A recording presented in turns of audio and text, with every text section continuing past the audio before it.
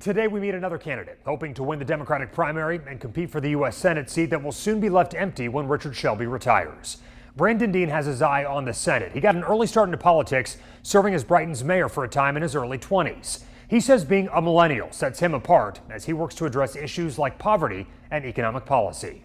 The focus for me would be with the working class, the underemployed, the poor, and the disabled Americans who are not able to earn enough income through any traditional means to sustain themselves. Brandon Dean says one area he wants to spend time and energy is addressing policies supporting the working class and those working a job but still not able to earn enough to provide. A $33 living wage, not a $15 minimum wage, certainly not a $7.25 an hour wage, which no one can survive on that, but a wage that allows every person who is working to have one job, afford transportation, afford housing, healthcare, holistic healthcare, mental, specialty care, physical care for all Americans, and we need to pay for it, and we need to figure out a way to gain their participation and their intrigue with such a robust and a serious universal healthcare system. Mr. Dean says there are many issues facing Alabamians, and we have to make sure we're moving the state forward.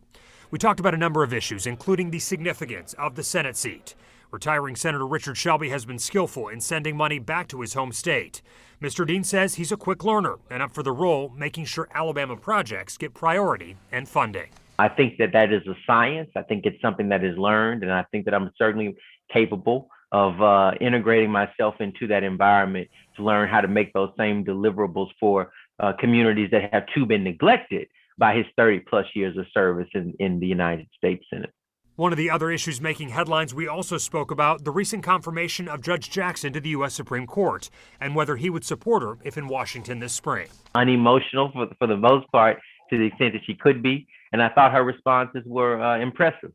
Were I in the Senate today, she would have likely met with me prior to her confirmation hearings, or at least after. And she would be receiving my vote of confidence and consent in the United States Senate to go forward as the first Black woman on the United States Supreme Court. Just part of my conversation with Senate hopeful Brandon Dean. Later this week, we'll continue our series and hear from the other Democrats hoping to advance to November and take on the GOP nominee in the general election. I'm Ian Wright, WVTM 13 News.